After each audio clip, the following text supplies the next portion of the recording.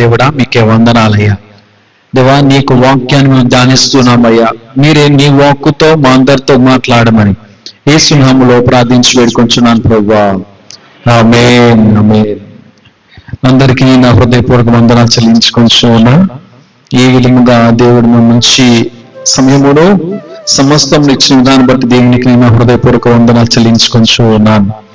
ఈ విధముగా గలతీయులకు రాసినటువంటి పత్రిక 3వ అధ్యాయం 13వ వచనములో ఏమని తెలియజేయబడుతున్నదంటే గనక, క్రీస్తు మన కోసము శాపమై మనలను ధర్మశాస్త్రము యొక్క శాపము నుండి మనలను విమోచించాడు. హల్లెలూయా, హల్లెలూయా. మన కోసం అంటే దేవుడు అక్కడ శాపం అయిపోయి మొత్తానికి పాపమును ఆయనే చేసినట్టుగా ఆయన మీదే భరించి ఆయన మీద మోసుకొని నేనే పాపిని అని అందరికి చూపించి మనలను పవిత్రులుగా, పరిశుద్ధులుగా, పాపరహితులుగా మనలను చేయడానికి నిశ్చయించుకొని పూనుకొని ఆ విధంగా ఆ కార్యమును దేవుడు చేసి ఉన్నాడు. హల్లెలూయా, హల్లెలూయా. అంటే మన యొక్క పాప బంధకాల నుంచి మనల్ని కూడా విడిపించడానికి దేవుడు ఆ విధంగా నిశ్చయించుకొని ఆశించి తలంచి ఆ పనిని, ఆ కార్యమును, ఆ క్రియను దేవుడు జరిగించి ఉన్నాడు. హల్లెలూయా, హల్లెలూయా. ఒక మనిషి తోటి మనిషికి ఎప్పుడు సహాయం చేయగలుగుతూ ఉంటాడు? ఎప్పుడు సహాయం చేస్తాడు? ఒక మనిషి తన తోటి మనిషికి ఎప్పుడు సహాయం చేయగలుగుతూ ఉంటాడు? ఎప్పుడు సహాయం చేస్తాడు? మేము అటువంటి వారం కాదండి బాబు అని అడుగుతారేటండి. అటువంటి వారం అయితే మేము చెప్తాం సమాధానంగానే, అటువంటి వారం కాదుగా సమాధానం మాత్రం ఇంకేం వస్తుందండి? అంతే కదండి మీ ఆన్సర్.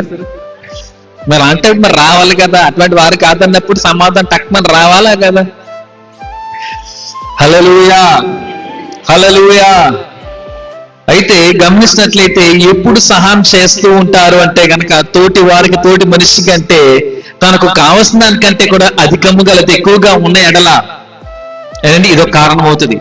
తనకు తన దగ్గర ఎక్కువగా ఉండదు అనుకోండి, తోటి వారికి, తోటి మనిషికి సహాయం చేయడానికి అప్పుడు అవకాశం ఉంటది, సహాయం చేస్తూ ఉంటారు. ఇదొక కారణం. మరొక కారణం చూసుకుంటే కనుక వాడు మనకి ఎప్పుడన్నా పనికొస్తాడులే, ఎప్పటికైనా పనికొస్తాడులే, వాడికి కొద్ది గొప్ప సాయం చేద్దాంలే, రేపటి రోజు మనకి అవసరమైనప్పుడు, నేను మనకి ఏదో చిన్న సమస్య వచ్చినప్పుడు అయితే అవసరమైనప్పుడు మనకు ఆడు ఉపయోగపడతాడు కదా అని ఈ రకంగా వారికి కూడా సహాయం చేస్తూ ఉంటారు. రెండవ కారణం. మూడవ కారణం, ప్రతిదానికి ఏవో కారణాలు ఉంటాయి కదా, జవాబులు మనం చెప్పగలుగుతూ ఉంటాయి చెప్పగలము కూడా. మూడవదిగా చూసినట్లయితే గనక తన దగ్గర ఉన్నా లేకపోయినా అవన్నీ కూడా పక్కన పెట్టేసి తనకి సహాయం చేస్తూ ఉంటారు. దేవుని ప్రేమ కలిగి ఉన్న వారైతే కనుక కష్టంగా మూడోది చేస్తూ ఉంటారు. నా దగ్గర ఉన్నా లేకపోయినా, నేను అయిపోయినా పర్లేదు, వాడు మాత్రం బాగుండాలి, వాడి సమస్య వచ్చింది కదా, మన కుటుంబకుడే కదా, దేవుని పెట్టే కదా, మన కుటుంబీకుడే కదా, నీ యొక్క అన్న అవుతాడో లేదా అక్క అవుతుందో అంటే రక్తం పంచుకున్న వారు కాదండి. నేను చెప్పేది ఏంటంటే దేవుని యొక్క రక్తములో కడుగుబడిన వారు అందరూ, మనం అందరూ కూడా అన్నలు, కుటుంబం కాబట్టి అన్న లేదా అక్క, చెల్లి, ఇదే రిలేషన్ మనకి ఫామ్ అవుతూ ఉంటది కాబట్టి మనం అంతా కూడా ఒక ఫ్యామిలీ, కుటుంబం కాబట్టి వారికి ఇది ఆపద వేళలో లేదంటే కనుక కష్టకాలంలో మన దగ్గర ఉన్నా లేకపోయినా అనుకోవచ్చు, వారి సమస్యను చూసి, వారి బాధను చూసి, వారి కష్టం చూసి మనం వారికి సహాయం చేస్తూ ఉంటాం, వారిని ఆదుకుంటూ ఉంటాం. హల్లెలూయా. అదే దానిని మనం నిజమైన సహాయము అని చెప్తూ ఉంటాం. దానిని మనం మరొక విధంగా చెప్పవచ్చును. ఏ విధంగా అంటే గనక త్యాగము. దానిని మనము త్యాగము అని మనం చెప్పవచ్చును కూడా, మరొక విధంగా చెప్పాలంటే గనక. హల్లెలూయా, హల్లెలూయా. దేవుడు ఆ విధంగానే నీ కొరకే, నా కొరకే ఆయన త్యాగం చేస్తూ ఉన్నాడు. అవునంటారా కాదంటారా? అవునంటారా కాదంటారా? ఇక కొంచెం సంశయిస్తున్నట్టుకున్నారు, డౌట్ కట్టుకుందా ఇంకేమైనా? హల్లెలూయా, హల్లెలూయా. ఆయన దగ్గర ఏది కూడా ఉంచుకోలే, ఆయన దగ్గర ఏది కూడా ఉంచుకోలేదు. సమస్తమును మన కోసమే ఆయన దారబోసాడు కదండి. సమస్తమును మన కోసమే ఆయన అర్పించాడు, పెట్టాడు కదండి. దీన్ని ఏమంటాం మనము? దీన్ని ఏమంటాం మనము? త్యాగము కదండి. మన కోసం ఆయన త్యాగం చేశాడండి. మనం అనుభవించాల్సిన శిక్షను ఆయన అనుభవించాడు. దాన్ని బట్టి మనం త్యాగం అని మనం చెప్పగలుగుతూ ఉంటాం. దానిని మనము త్యాగరహితమైనటువంటి ప్రేమ అని ఈ విధంగా కూడా మనం అనేక విధములుగా దేవుని ప్రేమ గురించి, దేవుని గురించి మనము చెప్పగలుగుతూ ఉంటూ ఉంటాము. హల్లెలూయా, హల్లెలూయా. అయితే ఇక్కడ మనకు బైబిల్ గ్రంథములో మన పరిశుద్ధ గ్రంథములో కొంతమంది ఏ విధములో, ఏ సందర్భంలో, ఏ సమయాల్లో త్యాగం చేసి ఉన్నారు కొంతమందిని చూద్దాం. ఓకేనండి. హల్లెలూయా. మొదటిగా చూసినట్లయితే మొదటి రాజుల గ్రంథము 17వ అధ్యాయము, మొదటి రాజుల గ్రంథము 17వ అధ్యాయము 298 పేజ్ నెంబర్ టక్. ఓకేనమ్మా, 298 పేజీ 298. మొదటి రాజుల గ్రంథము 17వ అధ్యాయము 12 నుండి 16 వచనాల వరకు చూసినట్లయితే చదవండి ఫాస్ట్ గా. అందుకామె నీ దేవుడైన యెహోవా జీవముతోడు, తొట్టిలో పట్టెడు పిండియు బుడ్డిలో కొంచెం నూనెయు నా యొద్ద నున్నవే గాని ఒకటైనా లేదు. మేము చావక ముందు నేను ఇంటికి పోయి వాటిని నాకును నా బిడ్డకును సిద్ధము చేసుకొనవలనని కొన్ని పుల్లలు ఏరుటకై వచ్చి తినెను. అప్పుడు ఏలియా ఆమెతో ఇట్లా నేను బయటపడవద్దు, పోయి నీవు చెప్పినట్లు చేయము. అయితే అందులో నాకు ఒక చిన్న అప్పము చేసి మొదట నాకు చేసి నా ఇద్దకు తీసుకుని రమ్ము. తరువాత నీకును నీ బిడ్డకును అపములు చేసుకొనుము. భూమి మీద యెహోవా వర్షము కురిపించు వరకు ఆ తొట్టెలో ఉన్న పిండి తక్కువ కాదు, బుడ్డిల నూనె అయిపోదని ఇశ్రాయేలీయుల దేవుడైన యెహోవా సెలవిచ్చి ఉన్నాడు అనెను. అంతటా ఆమె వెళ్ళి ఏలియా చెప్పిన మాట చొప్పున చెయ్యగా అతడును ఆమెయు ఆమె ఇంటి వారును అనేక దినములు భోజనము చేయుచు వచ్చిరి. యెహోవా ఏలియా ద్వారా సెలవిచ్చిన ప్రకారము తొట్టిలో ఉన్న పిండి తక్కువ కాలేదు, బుడ్డిలో ఉన్న నూనె అయిపోలేదు. హల్లెలూయా, హల్లెలూయా. ఇక్కడ చూసినట్లయితే ఇక చదువుబడిన వాక్య భాగమును చూసినట్లయితే ఎవరెవరు కనబడుతున్నారు, అసలు ఏం జరిగినది, ఎవరు ఏమి త్యాగం చేసి ఉన్నారు అని అట్లయితే కనుక మొదటిగా ఇక్కడ ఎవరు కనబడుతున్నారండి? ఇక్కడ సారేపోతే విధవరాలు కనబడుతున్నారు. దాని తర్వాత ఇంకెవరు కనబడుతున్నారు? ఏలియా ప్రవక్త కనబడుతున్నారు కదండి. వారిద్దరి మధ్యన సంభాషణ జరిగినది. ఈ చదువుబడిన వాక్య భాగం ఏంటంటే కనుక వారి ఇరువురు కూడా మాట్లాడుకొని ఉన్నారు, అంతే కదండి. ఆ యొక్క సారిపోతు విధవరాలేమో తనకి తన కుమారునికి సరిపడినంతగా ఒక పిండి నూనె ఉన్నదంట కదండి. నీకు క్లుప్తంగా పైపైన టచ్ చేసుకుని మీకు అలా ముందుకు వెళ్ళిపోతా. అయితే గమనించినట్లయితే వారి ఇద్దరికి, తనకి తన కుమారునికి సరిపడినంతగా అప్పములు మహా అయితే ఒకట చేసుకోవడానికి అనుకోవచ్చు. చాలా తక్కువగా పిండి ఉన్నది చెప్తుంది కాబట్టి మహా అయితే ఒకటని అనుకోవచ్చు. అలా లెక్కేసుకుంటే కనుక చూసుకున్నట్లయితే కనుక కొంచెం పిండి కొంచెమే నూనె ఉండదని చెప్తున్నది. ఈయనేమో మరి నాకు ఒక అప్పం పెట్టమ్మా అంటున్నాడు. తీర చూసినప్పుడు నా దగ్గర ఏం లేదు బాబు, ఇది పుల్లలో ఏరుకోవడానికి అంటే మరి పొయ్యి మరి వెలిగించాలి కదా, మరి పుల్లలు ఏరుకోవడానికి వచ్చానయ్యా, నువ్వేమో ఇలా చూసినానేమో చూసి ఒక అప్పం పెట్టు, ఒక రొట్టె పెట్టు, ఇలాగ అట్ట ఇట్టు అంటున్నావు, మరి ఎలాగయ్యా మాకు ఉండదు, నీకు ఎత్త నాకు ఉండదు, మరి ఇంకా నా కుమారుడు కూడా ఉండదు, మరి ఎలాగయ్యా అని ఆలోచించట. అలాగ అడగగా ఇశ్రాయేలు దేవుడు అని యెహోవా ఈ విధంగా చెబుతున్నాడమ్మా, మీరు మొదటగా నీ దగ్గర ఉన్న దాంట్లో నాకు పెట్టేసే, ఒక అప్పం చేసి నాకు తీసుకొచ్చి నాకు పెట్టు. ఆ తర్వాత మీరు వేసుకుని జాతకం మీరు తినండి. మీరు మీ కుటుంబం అంటే ఎంతమంది ఉన్నారు? ఒక 5 ఉన్నారు, 10 మంది ఉన్నారా? తను అనగా సారపేత విధవరాలు, తన కుమారుడు ఇద్దరే కదండి. ఆ ఏలియా ప్రవక్తకి వెయ్యగా తనకి ఇవ్వగా ఇంకా మిగిలిపిండి అంటే ఎంత ఉండవచ్చును? మహా అయితే ఒకరికి వస్తుందేమో అనుకోవాలి, అంతేకాని మరొకరికి ఇంకా ఆకలితో అలా ఉండిపోవాలి, ఆహారం ఏమి కూడా లేకుండా ఉంటూ ఉంటది అని భావించాలి. అయితే గమనించినట్లయితే తిను అనగా సారపతి విధవరాలు ఏమైనా ఆలోచించిందా? రే లేదురా ఆయన చెప్తాడులే, దాందే ఉందిలే, ప్రవక్త అనుకోవచ్చు, పని ఏదో మనిషి ఎవరు చెప్తున్నారు అనుకోవచ్చు, అరే నాకు నా కుమారుడి కావాలి కదా, మాకు ఉండదు కదా, మరి ఆయన పెట్టేస్తే అలాగని ఆలోచించింది ఏమైనా అంటే కనుక ఆ విధవరు ఆ విధంగా ఆలోచన ఏమి కూడా తలంచలేదు, పెట్టుకోలేదు. ఏం చేస్తుంది మరి, దేవుడు ఏంటంటే యెహోవా దేవుడు చెప్తున్నాడు కాబట్టి ఈ ప్రవక్త మాట మనం విందాం, ఆలకిద్దాం అని త్యాగము చేసి ఉన్నది. త్యాగం చేసినది. మాకు ఉంటదిలే, ఉండాలేకపోతే అందే ఉందిలే కానీ ఆయన పెడదాం అనేటువంటి ఆలోచన చేత ఆ ప్రవక్త ఏంటంటే ఏలియాకి ఆ సారెపతి విధవరాలు ఏం చేస్తుందండి, అక్కడ ఒక అప్పం చేసుకుని తీసుకొచ్చి ఏలియా ప్రవక్తకి పెట్టి ఉన్నది. హల్లెలూయా. అయితే తనకి పెట్టగా తర్వాత మరి వీరు తినాలి కాబట్టి ఎంతకాలం వరకు తిని ఉన్నారండి, దేవుని యొక్క మాట ప్రకారంగా కదండి, ఎంతకాలం వరకు అండి అక్కడ. హల్లెలూయా. గమనించినట్లయితే దేవుని యొక్క మాట ప్రకారంగా అతడును ఆమె ఇంటి వారందరూ అనేక దినములు భోజనము చేయొచ్చు వచ్చేది. అనేక దినములు, ఏదో 3 రోజులు లేదా 6 రోజులు నెల రోజులు కాదంటే అనేక దినములు భోజనము చేయొచ్చు అలాగన వచ్చి ఉండి. అంటే దేవుడు అలాగన వారు సంతృప్తిగా వారికి ఆహారం పెడుతూ ఇస్తూ ఉన్నాడు, వచ్చి ఉన్నాడు. హల్లెలూయా. అంటే అనగా సారెపతి విధవరాలు అక్కడ తను త్యాగం చేసి ఉన్నది. తన కొరకు తన బిడ్డ కొరకు ఏమి కూడా ఆలోచించకుండా, అంటే మాకు ఉంటే ఉంటది లేకపోతే లేదు, దాందే ఉందిలే, ప్రవక్త ఏంటంటే ఏలియా భక్తునికి పెడదాం, ఆయనకి పెడదాంలే, ఆయనకి ఇద్దాం అని తన ఆకలి ఏంటంటే గనక అవన్నీ కూడా ఆలోచించకుండా పక్కన పెట్టేసి తను త్యాగం చేసి తనకి ఆహారం పెట్టి ఉన్నది. మొదటిగా సారెపతి విధుల కనబడుతూ ఉంటున్నది. రెండవదిగా చూసినట్లయితే యోహాను సువార్త 6వ అధ్యాయము 9, 10, 11 వచనములు ఒకసారి చదువుకుందాం.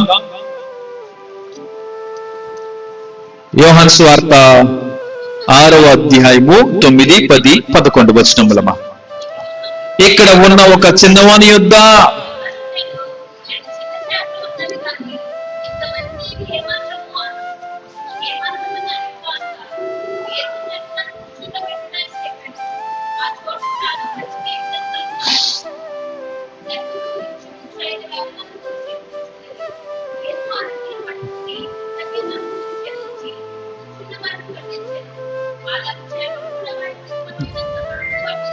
హల్లెలూయా.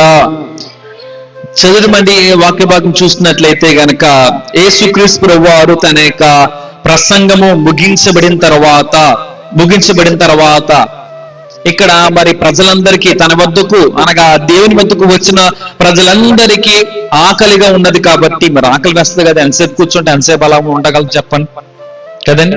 దేవుని వద్దకు వెళ్ళి ఉన్నారు అనేక మంది, వేల కొలదిగా లేదా వేల కొలదిగా, అనేక వేల కొలదిగా ఆయన వెంబడిస్తున్నారు, ఆయన అనుసరిస్తున్నారు, ఆయన ఫాలో అవుతున్నారు, ఆయన వెళ్తున్నారు. కాబట్టి ఆయన మాటలు వినటకై, ఆయన చూడడం కొరకై, ఆయన చేస్తున్నటువంటి అద్భుతమైన ఆశమైన కార్యములను చూచుటకై, వారును పొందుకున్న కొరకై అలాగన యేసుక్రీస్తు ప్రభువు వారిని వెంబడిస్తూ ఉన్నారు, అనుసరిస్తూ ఉన్నారు.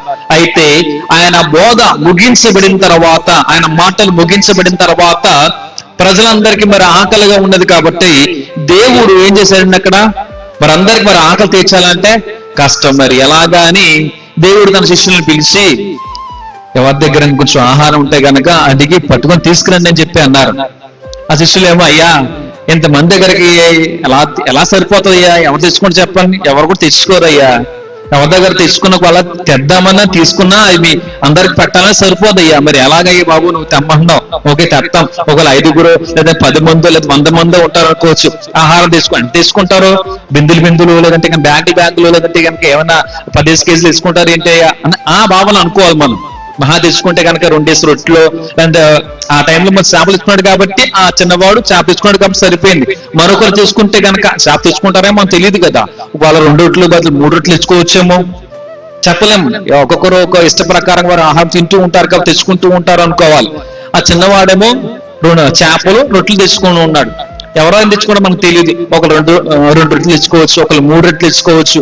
అలాగే ఎంతవరకు సరిపోతే అందరు తెచ్చుకోరు కదా. కొంతమంది ఒక 50 మంది 100 మంది తెచ్చుకున్నారు అనుకోండి, ఇంత వేల మంది ఉన్నారే, 5,000 మంది వరకు పురుషులే ఉన్నారు, మరి స్త్రీలు ఉన్నారు, పిల్లలు ఉన్నారు, ఇంకా పెద్దలు కూడా ఉన్నారు, ఇలా మొత్తం లెక్కేసుకోండి, మరి 10,000 మంది 15 మంది వరకు పోతారు కాబట్టి అనుకుంటే మరి ఎలాగయ్యా, మరి ఎంతమంది సరిపెట్టగలుగుతామా, వారికి ప్రతి ఒక్కరు ఆకలి తీర్చగలుగుతామా, ఎలా పెడతాం చెప్పు అని చెప్పేసి దేవుని ఆ విధంగా మాట్లాడుతున్నారు అనుకోవచ్చు.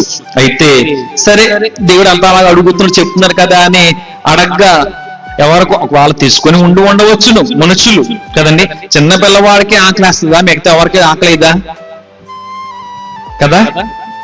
అందరికి ఆకలేస్తుంది కదా, మనుషులే కదా. పవర్ పైనుంచి ఊడిపడలేదు కదా, పైనుంచి రాలేదు కదా, అంతేనంటారా? కానీ చిన్న పిల్లవాడు మాత్రము ముందుకు వచ్చాడు ప్రతి ఒక్కరి ఆకలిని తీర్చడానికి. అనగా తన ఆకలి ఏమైనా పర్లేదు ఆలోచన ఉద్దేశంతో దేవుడు అడిగాడు.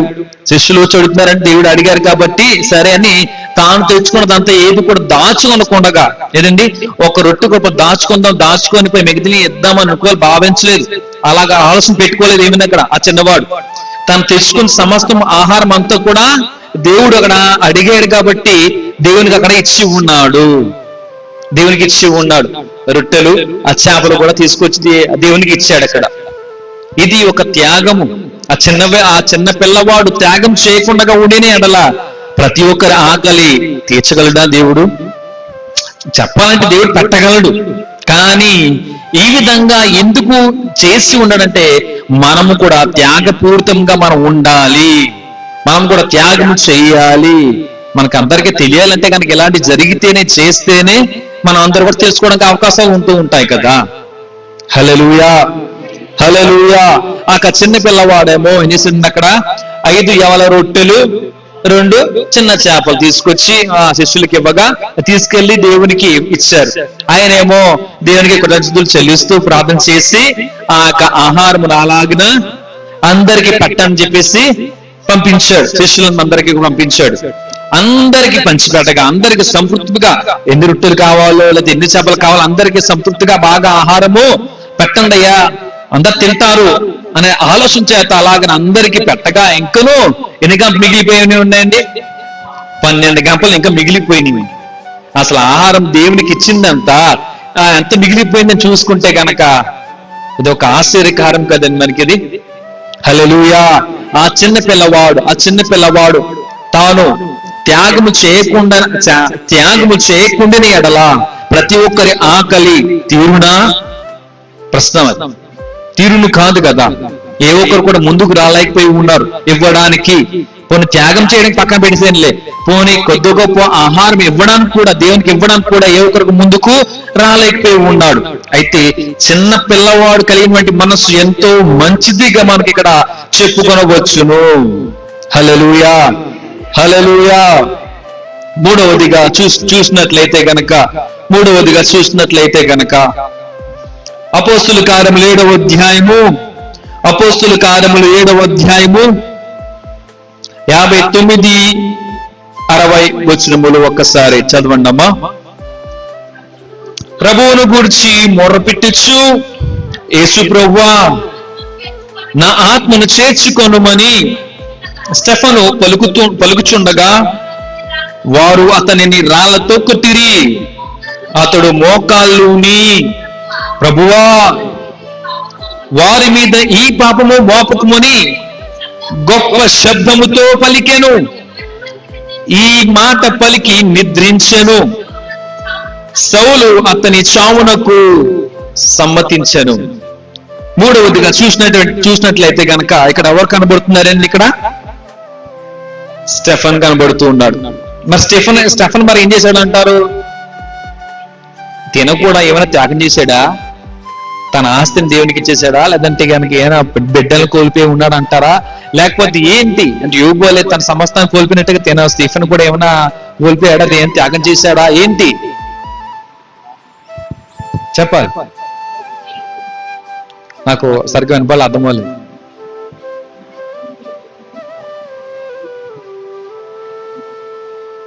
దేవుని కొరకే తాను తన ప్రాణాన్ని కూడా లెక్క చేయలేదు, హత్సాక్షి ఉన్నాడు.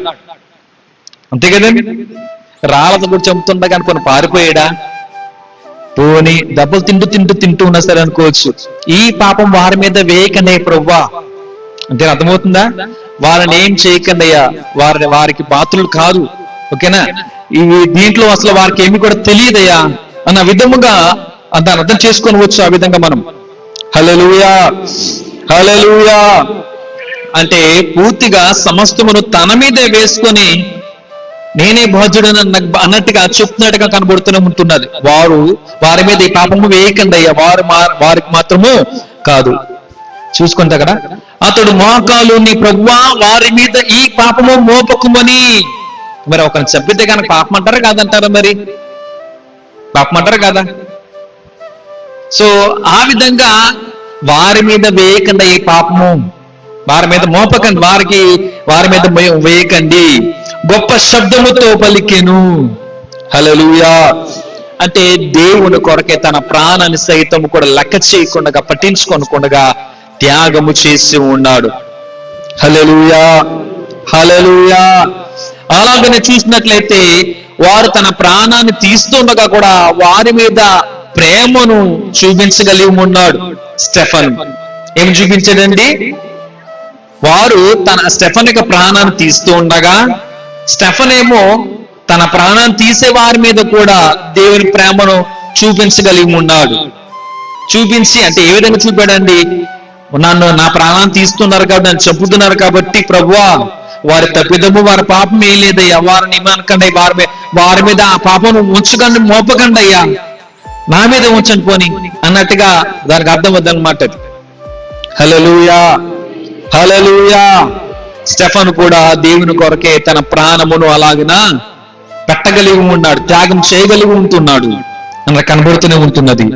అనగా చూసినట్లయితే దేవుని కొరకే స్టెఫను మొదటి హతసాక్షి. దేవుని కొరకే స్టెఫను మొదటి హతసాక్షి. హల్లెలూయా హల్లెలూయా. ప్రస్తుత కాలంలో చూసినట్లయితే దేవుని కొరకే ఎవరైనా హతసాక్షులు అవుతారా అంటే కనుక వస్తారా?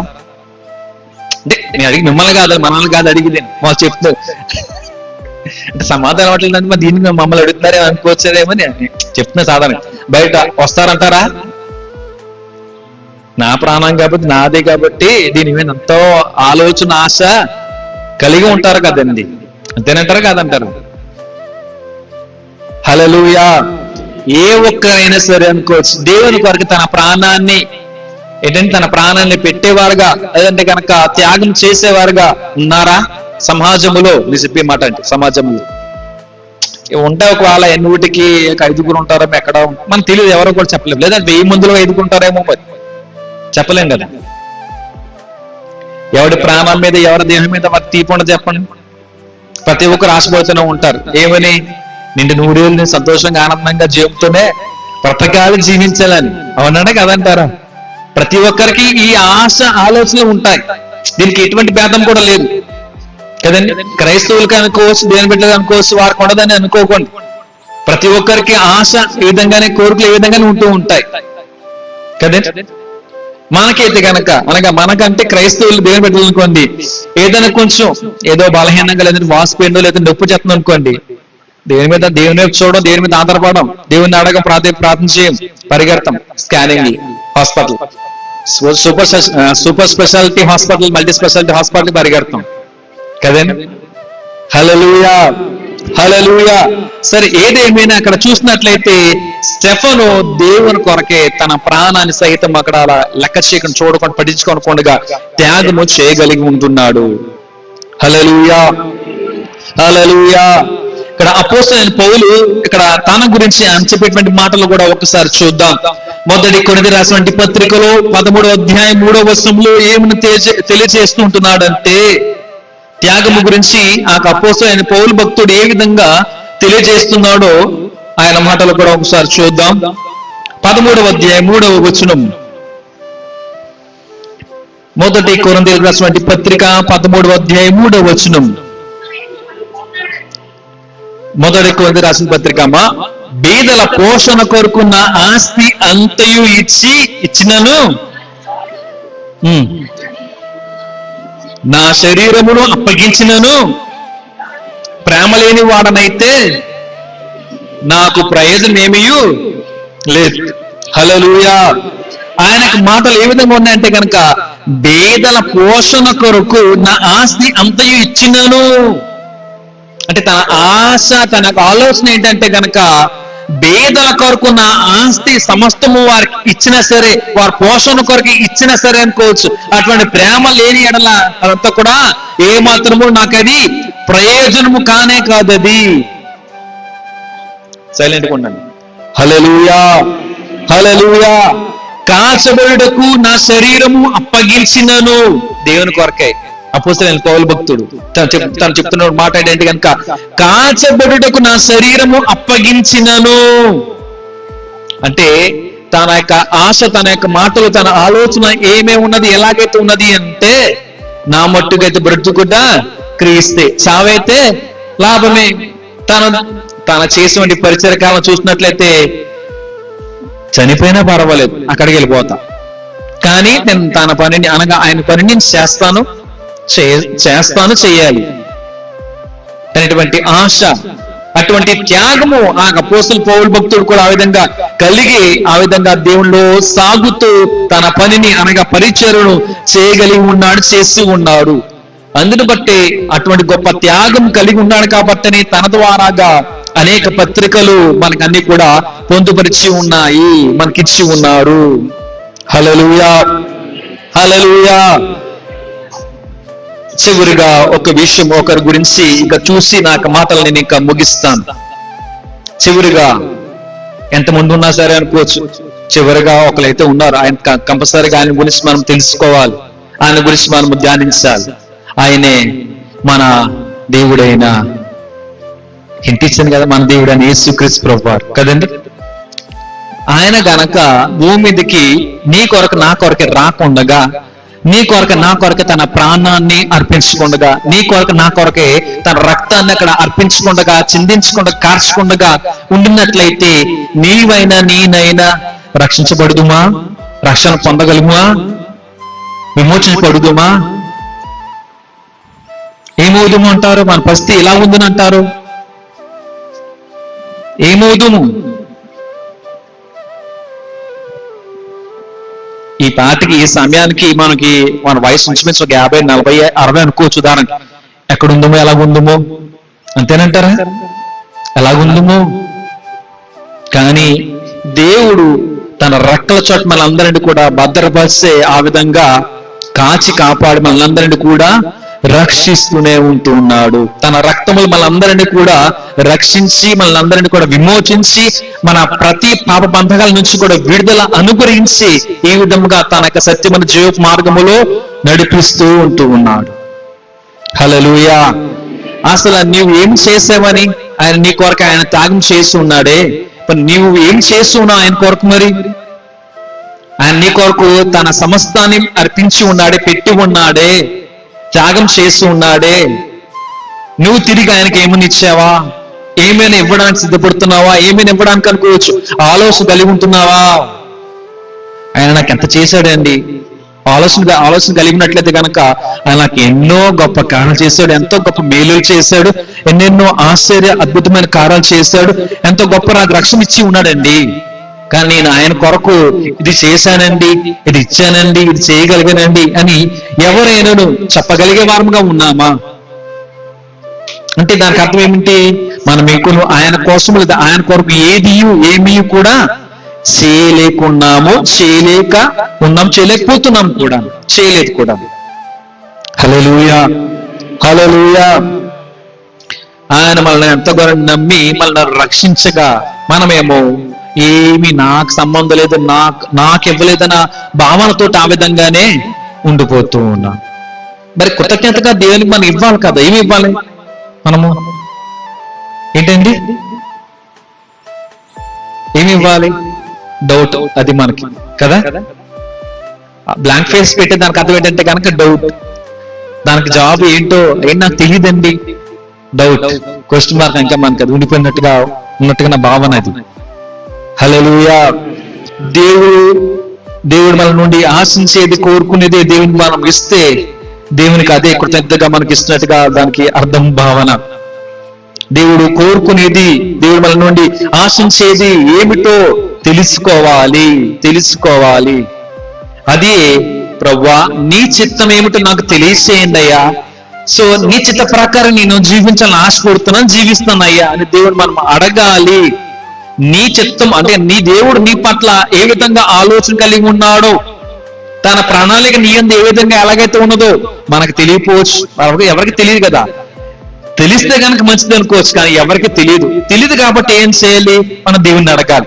దేవుణ్ణి అడిగి ప్రవ్వా నీ ఇష్ట ప్రకారంగా నేను జీవిస్తానయ్యా, నువ్వు ఏ విధంగా కోరుకుంటున్నావో నేను ఆ విధంగానే నేను నడుచుకుంటాను, జీవిస్తాను అని నువ్వు దేవుణ్ణి అడిగి తెలుసుకొని అట్టి విధంగా జీవిస్తే గనక నీ జీవితానికి ఒక అర్థం అనేది ఉంటది, నీ జీవితానికి ఒక విలువ అనేది ఉంటది.